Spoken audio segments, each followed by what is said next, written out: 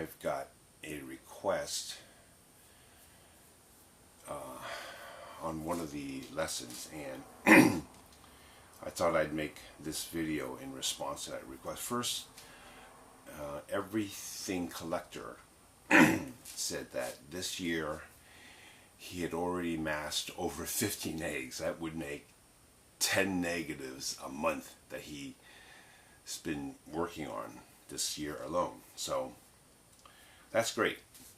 He'll definitely get this down then if he's that dedicated with this technique. And he asked me if he could send me prints so that I could comment on them and get back to him. And I thought about it for a while, and I really don't want to do that because it wouldn't be fair for me to receive things from him via mail, get back to him, and not do it for someone else.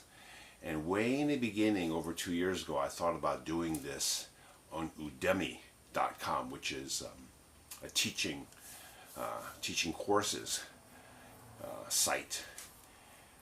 And when I first started, I was going to charge for lessons, but I decided that I didn't want to do that. I just wanted the information to be accurate and out there as soon as possible. And besides, Udemy wanted me to slick it up and have diagrams, illustrations, cartoons, and make it really professional looking. Doing this on my own, I just didn't want to put in that much effort. I wanted to put the effort into the accuracy of the information that I presented. And so I can't receive materials from Everything Collector or anyone else and get back to them, because it would just be too time consuming on my part and it might get out of hand. And then he also asked, can you show the negatives and the mass that you did of your father's negative, as that would be instructional, because I had maybe mentioned that was specialized masking, was a lot more work than normal masking. So that I can do. So that's what I'm going to do in this lesson. And plus, but I did that over 2 years ago. I mean, at the time, the masking made sense to me. And so I went with it, and it produced a print that I was happy with. Now, for me to remember exactly what I did, I'll do the best I can, but I may not be able to remember exactly what I did or why I did this or that, but I'll put it together. But on the other hand, I just shot and finished printing a pepper. I always liked Edward Weston's pepper, but I could never afford to purchase one of his pepper shots. So I thought, well, why don't I shoot one of my own? So I went to the store and I picked out 3 peppers that were interesting to me, and I photographed all 3, and I wound up picking one of those negatives, and I worked on it, and I just finished that print. And it's because that's fresh in my mind, I can show you those masks, exactly what and in this case, the masking came out perfect. And the print came out the way I wanted it with one try, although I spent a while thinking about how I was going to mask this before I attempted it. So once I went in the darkroom and started masking, it went pretty smoothly. And when I made the final 5x7, I was happy with it. And then just last week, I went into the darkroom and I made a 16x20. Well, a little smaller than 16x20. So I can show you that as well. Okay. Now, I had told Everything Collector that it's not a good idea to do film masking by rote. Just have a formula and follow it every time, because masking is highly an individualized technique for each photograph. It depends on what you want from the photograph. And so the masking is dictated by what you want on the final print. So just doing it with every negative you have is well, it's not that it's not a good idea, but it's going to take a long time for you to learn how to mask accurately. Okay, the best way to do it is to make a print, a straight print, look at it, think about it. So if I do this, and then proceed. And even if you fail at that point, you've learned something because you've tried specifically to do this. Okay, and what you're trying to do is you're trying to isolate your subject or whatever you determine in the image. You want to separate from that from the background through the use of local contrast. How to get in there and bring, you know, your subject out so it makes the print sing. Okay, but having said that, I did photograph a scene that I set up explaining how I apply the zone system in my photography. And if you recall, I don't know if you watched all these videos, but if you recall, I set up a scene where I was able to measure specific areas that with my spot meter and jot down how much light reflected off of those areas and established zones for those areas, and then I photographed it and processed it differently so that I got a different contrast range between those areas on different negatives depending on who was processed. So 6 minutes to 25 minutes, okay, all with the same exposure. And this was the scene. See, now I shot this with a digital camera, and I wrote down what the meter measured. I established where I placed it. Like this is placed in zone 2. This is placed in zone 0. This was 7. And depending on your exposure, you place these areas. But because they're large enough, when I get the final negative, I'm able to place it on a densitometer and measure.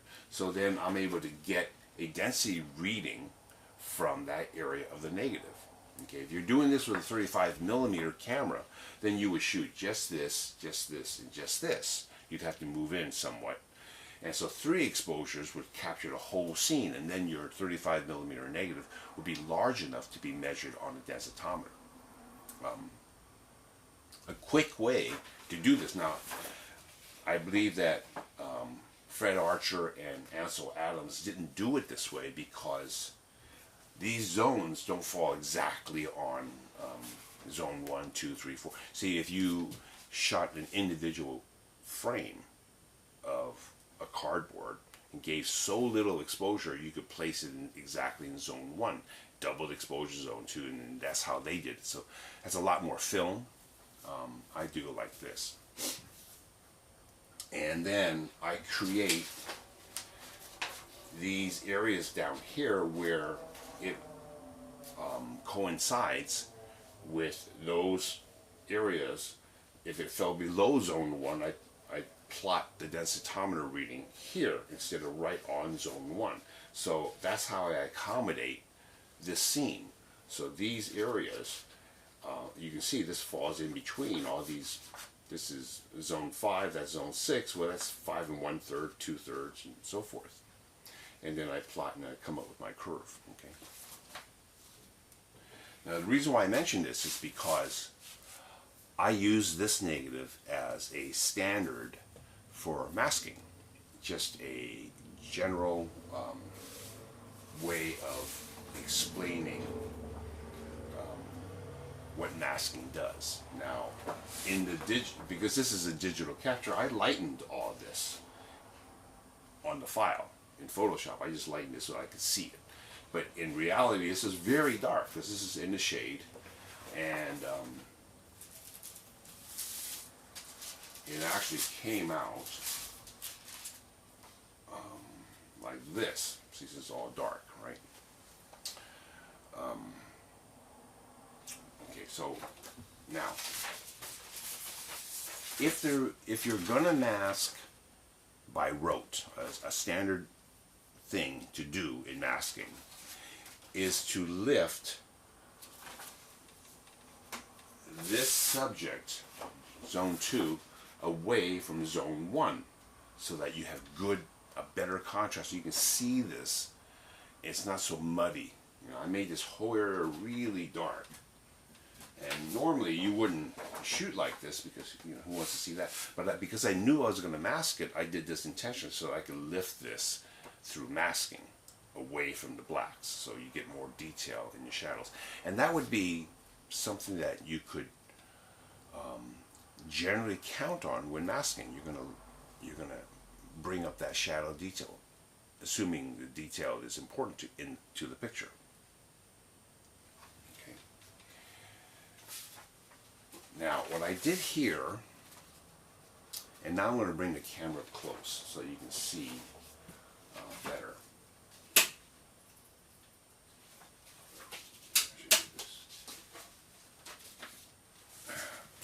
Let's see, it's sharp enough. Okay, I have to put the camera up here.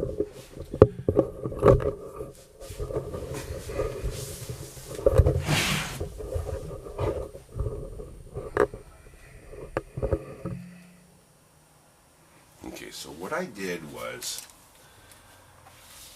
you can see the data points that I plotted here, but this is actually zone 10. That's 9. Here's 8, 7, 6, 5, 4, 3, 2, 1. Okay, so hopefully you can see all that. And those are equal distance apart. And going up on the curve that I drew, I put a red tick where zone 10 is. 9, 8, 7, 6, 5, 4. So that's where those zones fell. Okay, now the reason why you don't have good contrast here,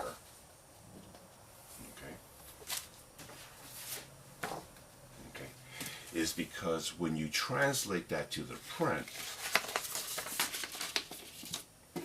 this goes up here. Here's 10. This intersects where it falls on 9, and you can see that this distance here is much closer than this distance. Here's a straight line portion of the curve. See how wide that is? Between 6 and 7, you've got this much distance. Between 1 and 2, you've only got this. So this data is compressed. So if this is your black and that's your white, that's how your print's going to look.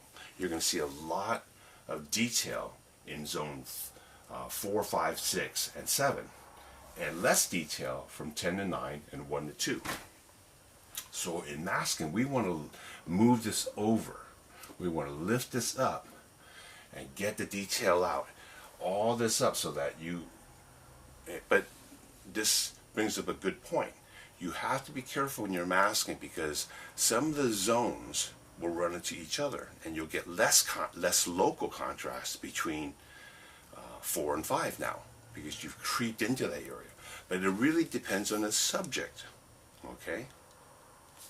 So this video is going more in depth in masking and talking about how to approach masking from the standpoint of the specific print, the specific image you're trying to do, okay? So hopefully that makes sense. Okay.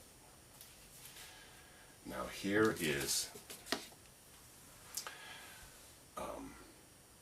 my straight print from the negative, my normal negative. Get this larger. Unfortunately, this tripod. If I zoom in, it might go out of focus.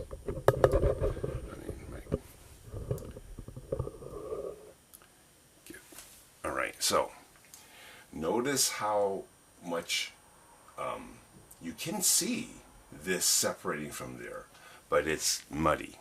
Here is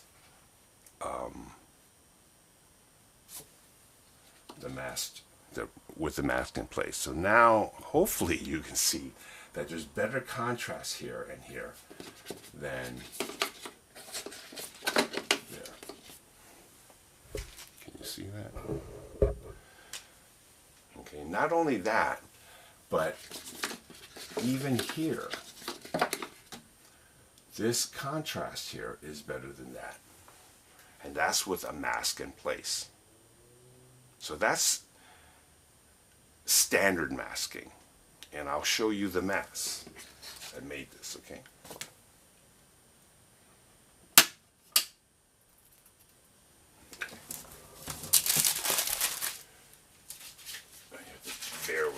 find all these films.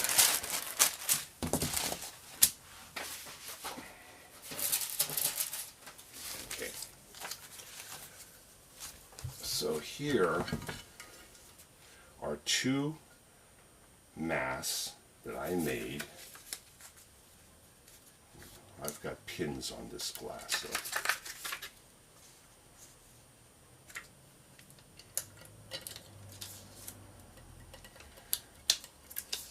This is what I call the black mask.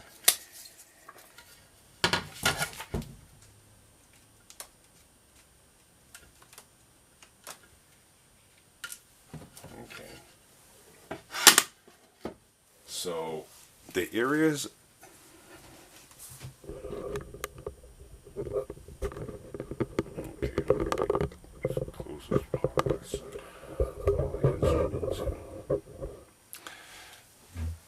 So the areas that are going to be black are recorded on this high contrast film.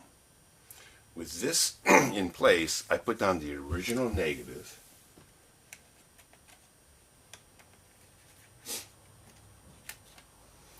And you can see now that the black areas are being dodged by that mask. Without it in place, you can see this area is clear. Well, okay. With that in place, I make an exposure onto my masking film.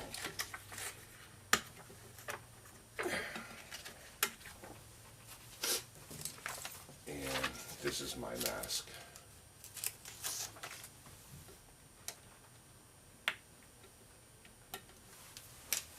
So that's my main mask. And that sandwiched with this made that print. So you can see the black is coming out, this is being dodged. So if there is a masking by rote, that would be it, just lifting that shadow detail away from zone 1. Now obviously the lighter areas remain clear on the mask because there's density here. So you're only adding density on the bottom part of the curve. Okay? But this is back breaking. I'm on my knees here.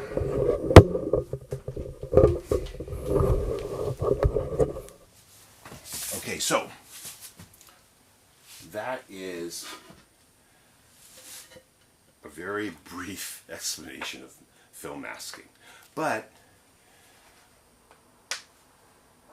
it demonstrates how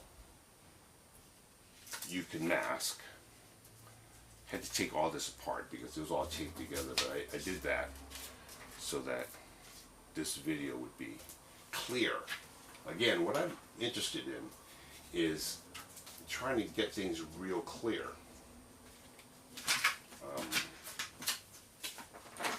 So that you guys can do this.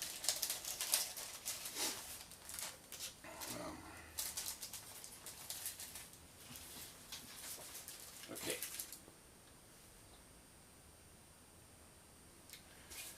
Now, on to my father's negative.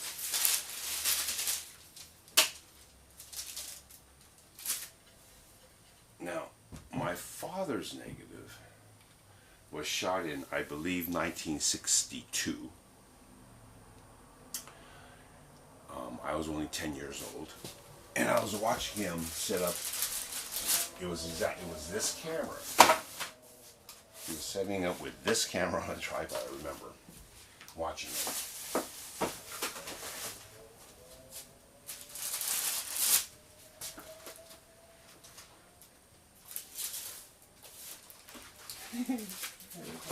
Oh, here it is.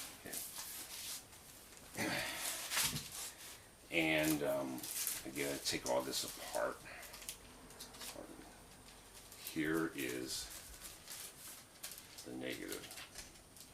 It's got a funny notch. I don't even know what kind of film he shot. Okay.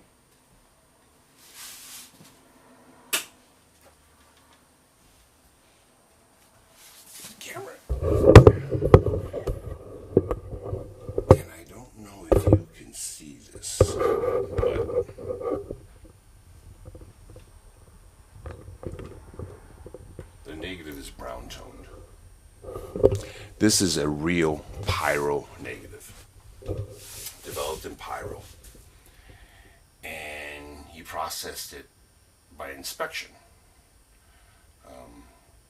under a green light, which he learned from Win Bullock. He studied with Win Bullock at San Francisco State College in the 60s, early 60s.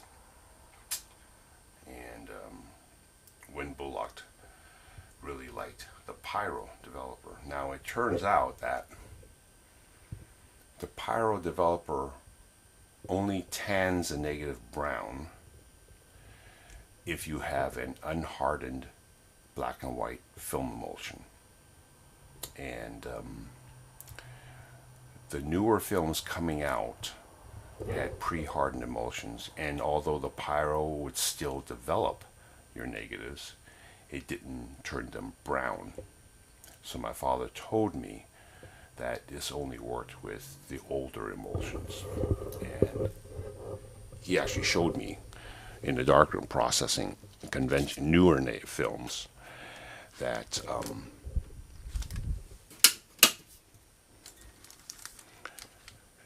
didn't turn brown.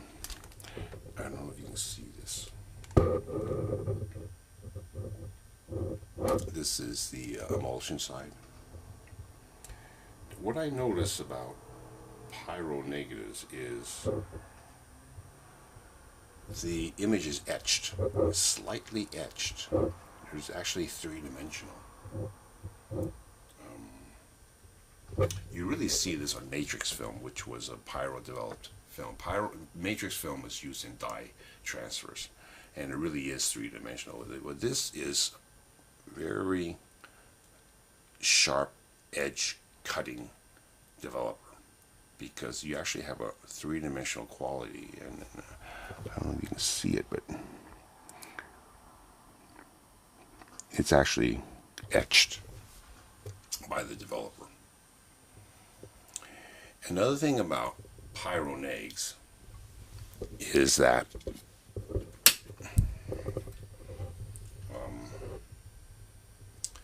because they're brown toned, when you print onto conventional black and white paper with Pyro negs, it's kind of like printing with a safe light, because black and white papers are not sensitive to amber light. So you don't need a really thick negative in order to maintain detail. As a matter of fact, he used to tell me that Win Bullock's negatives were really thin. Part of the reason is because they're brown. So my father never printed this neg, and I could kind of see why, because when I printed it,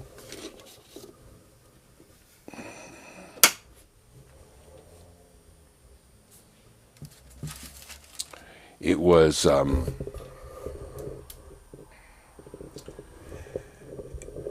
mountain is really low in contrast. So if the mountain is your subject, it doesn't stand out.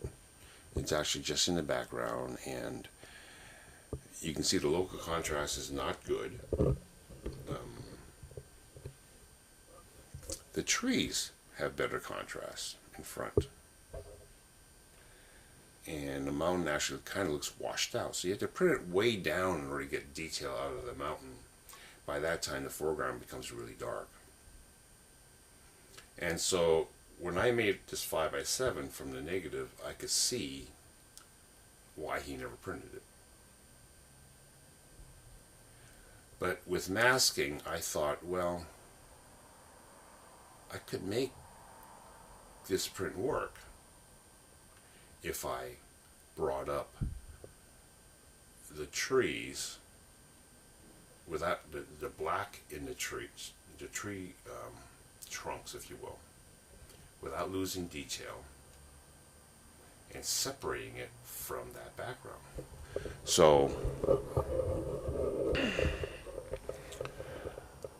I did that, and here is the result. So definitely better.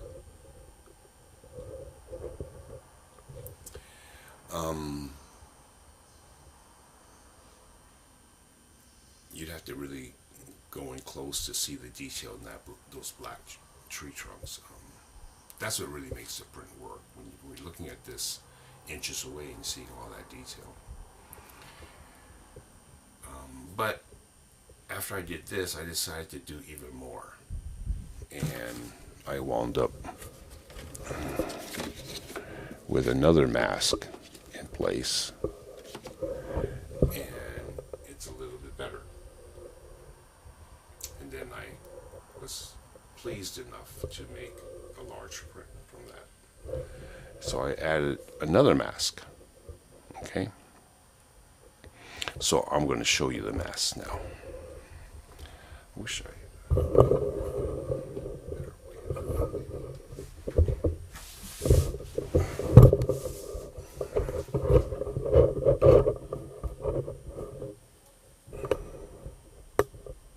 Okay, so onto the mask.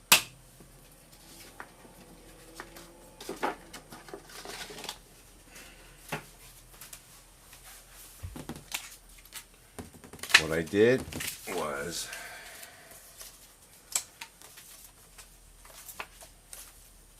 here's my black mask, okay? So this is what I wanted black in the print. I'm not going to pin it, I'm just going to... But inside here, it's clear. I bleached it so that the detail would be bleached out. That's how I got the detail inside these tree trunks. Okay. With that here in place, I made my main mask. I don't want to damage these because these are my final masks. Not that one.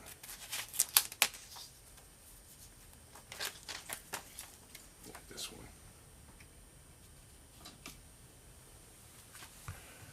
If you can see that. Probably have a hard time seeing that. Okay, now, what made this difficult is I didn't want to mask this. So I had to stop before, as soon as I started getting detail in here, because I didn't want to lighten this any more than it was already from the original name. So that's what made the masking difficult.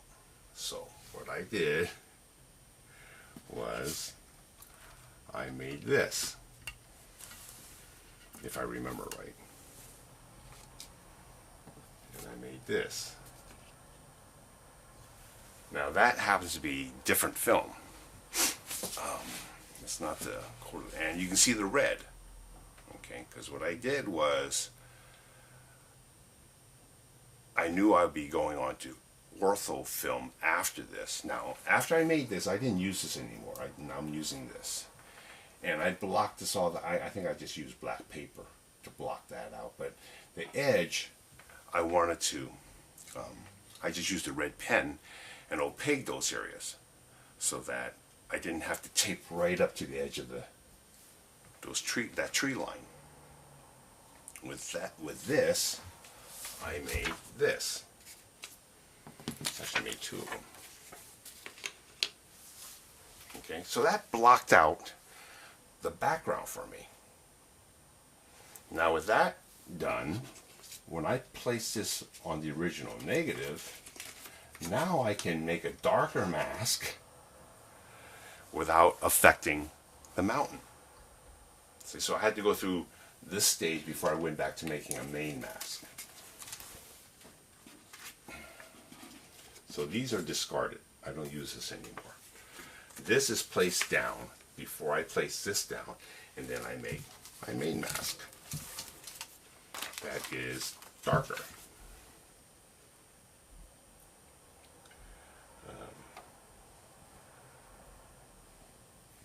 It's upside down or something. Yeah, this way.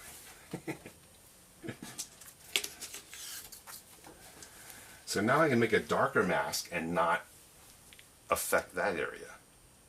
Does that make sense? Okay. Then, after I made this print, I thought I wanted even more. So then I made a neutral density mask, which is this one. This, again, I didn't use this. I just used that. And I made, on masking film, this. Now, this doesn't have detail. It's just a neutral density. So I'm going to lighten further that foreground and still allow the mountain to come out. Does that make sense? And everything Collector had mentioned, he did this. And I said, yeah, that's what I call a neutral density mask. Because now I'm lifting away from... Now what I could have done is I could have deepened the blacks by adding this to that, and then this would have been clear also where the blacks were. But I didn't need to do that because there's plenty of contrast down here already. I didn't need to lighten. I wasn't worried about lightening the blacks. But I did do that on the pepper shot, which I'll explain next. Okay, so does that make sense? You can see that. So now you can see how masking takes on a whole different dimension when you say, for this negative, I want this. So therefore I have to go through 2 extra stages before I get to my main mask. Depending on the picture, you address it. Obviously, you can opaque, opaque that as well. If anything comes out on the main mask here, if that starts to show up, okay. So you're venturing into the area of film stripping and half-toning. You do this kind of stuff. Back here. Let me see me. Okay, so when you make this first print, you look at it and you go, how do I bring that out? How do I?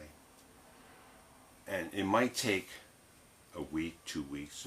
Sometimes I'll make a print and look at it, and years later I'll go back and remask it from scratch. I have an example like that here also. So then here's the final print. Now this print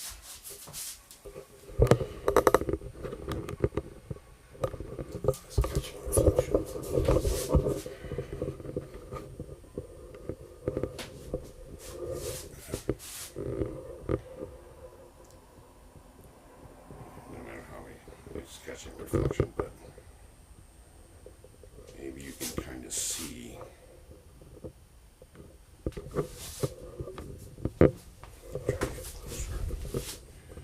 the detail, but you can see how the tree trunks are really separated from that mountain, that background. Too bad my father isn't alive to see this. Although he's seen me mask before, but he's never seen this image done. Okay. Now this looks better than this. You know why? It's smoother. This area is very smooth. This has a little bit of modeling. This is the Ilford multigrade. That's the FOMA paper.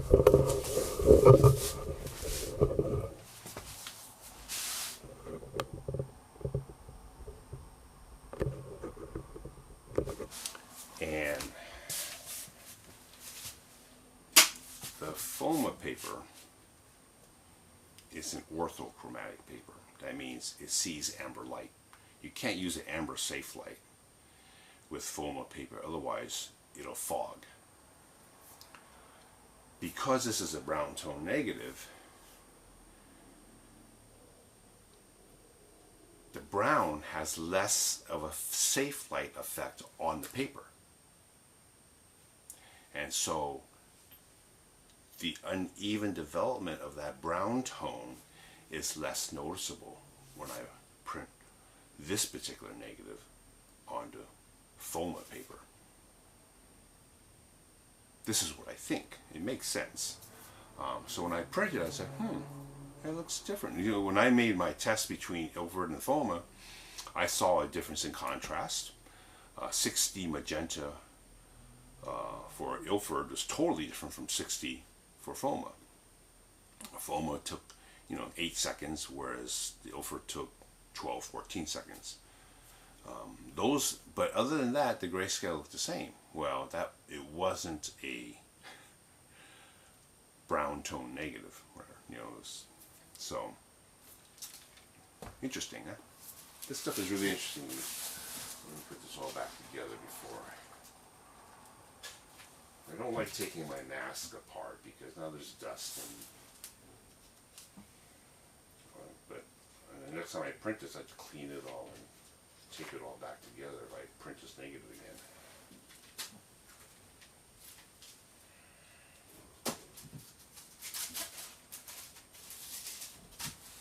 Okay, I'll put all this away.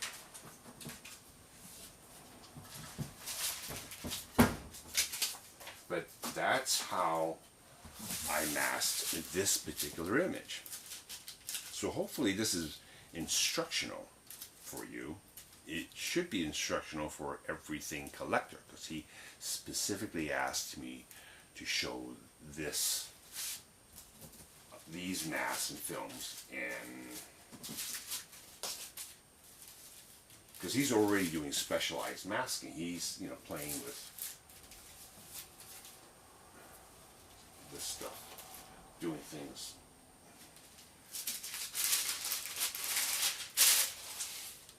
Not by rote, so to speak.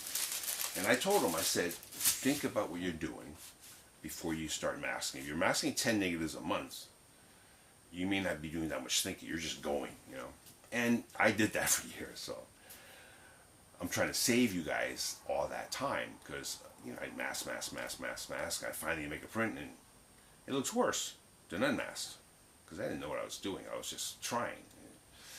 But the successes I had was enough to keep me going all these years. And then after a while, it started to make sense. Oh, yeah, I can do this. And I don't even need to use the original anymore. I can just work with this and add it and, Okay. So that's this. Now, on to my pepper.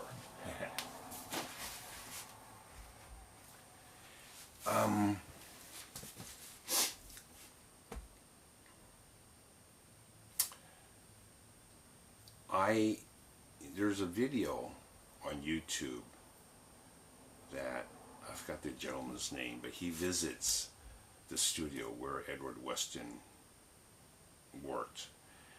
It's occupied by Edward Weston's grandson, Kim Weston. You should watch it. It's pretty interesting. And they talk about the pepper. And this was shot in a funnel. He used f240. And it was a 4 to 6 hour exposure. And I thought, that doesn't make sense. First of all, where's 240